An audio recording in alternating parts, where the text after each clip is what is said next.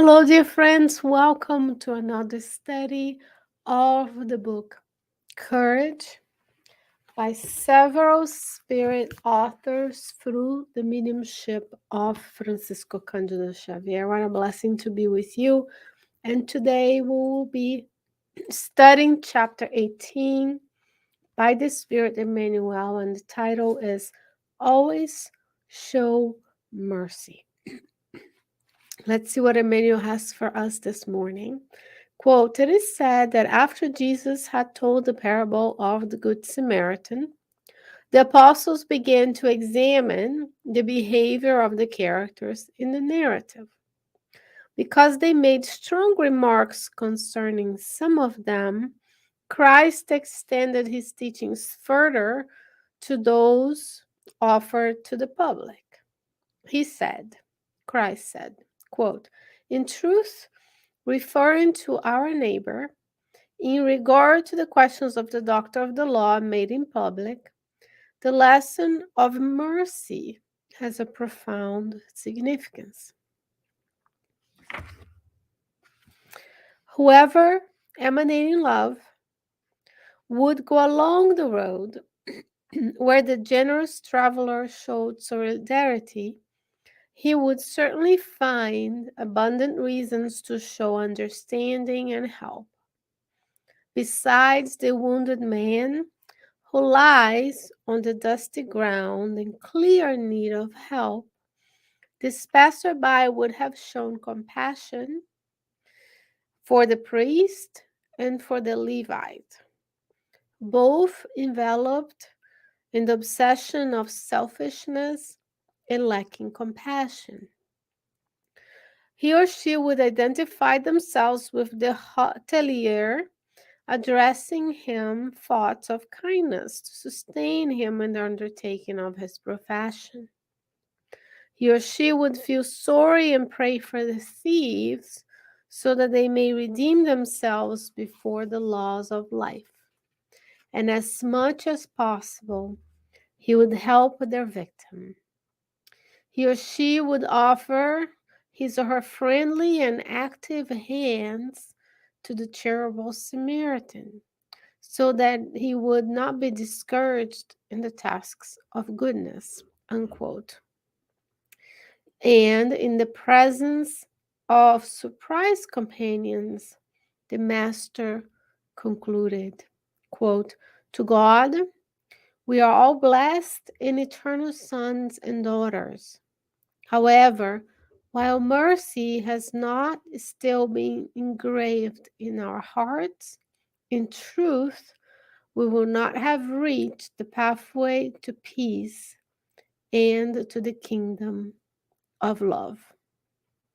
Unquote. By the Spirit Emmanuel. What a beautiful message for this morning.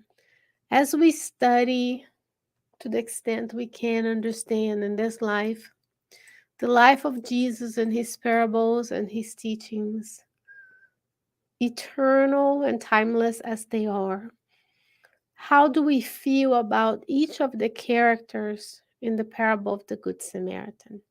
Remember, even the apostles began to examine the behavior.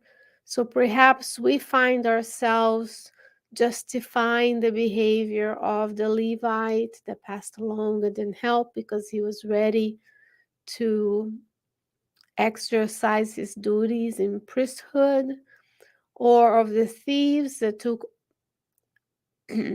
advantage of the opportunity to commit a crime while someone was in a vulnerable position, or we find ourselves cheering for the Samaritan who actually, yet not seen by the Jews at the time as having such a social status, was the one who actually helped the one in need.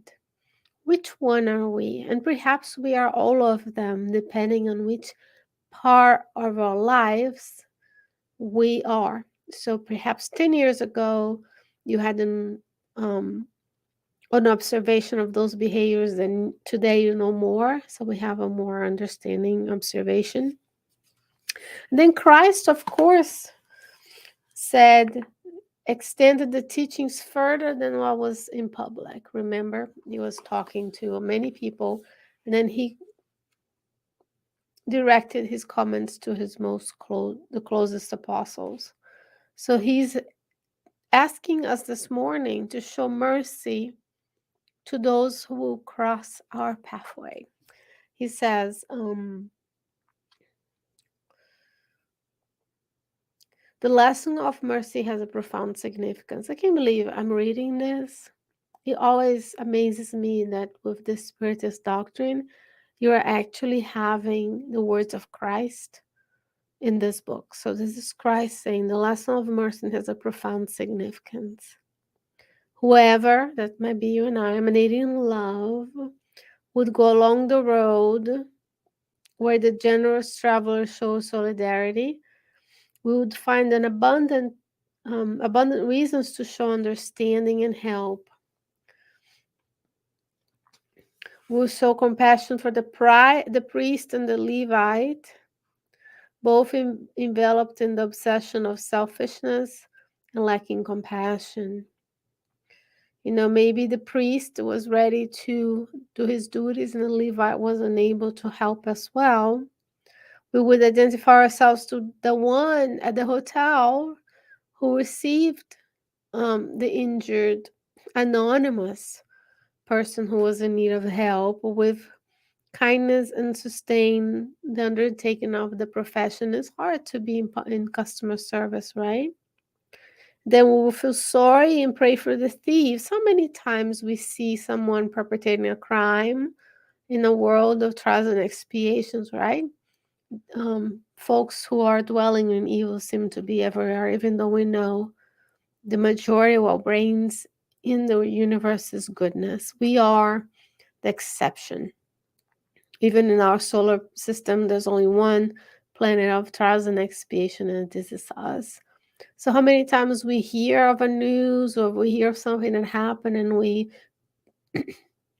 condemned those who are incurring in evil? And Jesus says we would feel sorry and pray for them so they can redeem themselves before the law of life. We're not condoning the behavior, but we are showing that even those who commit crimes are children of God and will, like you and I, redeem ourselves in face of the laws of life.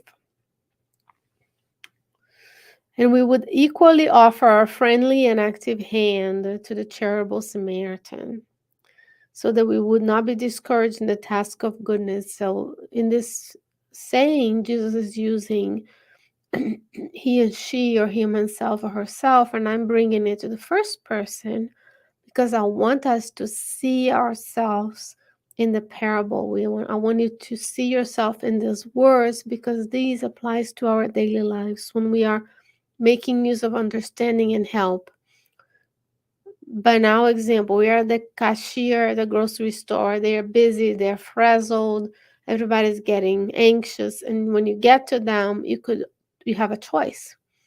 You can choose to be kind, or you can choose to also be frazzled and rushed, or you can choose to say their name or not even acknowledge them at all. How are we going about with understanding and help when someone is or is not infringing on the divine laws?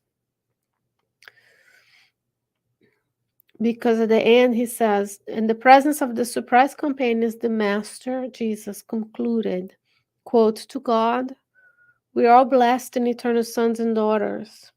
However, while mercy has not still been engraved in our hearts, we will not have reached the pathway to peace and to the kingdom of love. So we can only rise above our current condition if mercy is engraved in our hearts. When we go around our daily situations, our daily lives with our families, with our friends, with the neighbors, with the co-workers, so that I can show understanding and I can be of help to everyone who comes my way. It's really hard to comment on the words of Christ. That's why I changed the pronouns to show that we would be the ones being friendly. We would be the ones equally offering our hands to the terrible Samaritan, so that we can see ourselves it of as agents, active agents in the creation of a world where there is mercy, there is understanding, there is help, where evil cannot dwell because we're not, our hearts are not inclined to evil anymore. And that's been an active participant in the planetary transition. Dear friends, one more study of the book Courage. God willing, I'll be back with you next week. And as a teaser, we have another message by Emmanuel titled Always Work. May you stay well, may you stay safe, and I will see you next week. This was Shane Martin with the Spirit Society of Richmond in collaboration with Kardec Radio, here for the study of the book Courage. Stay well, stay safe, take care.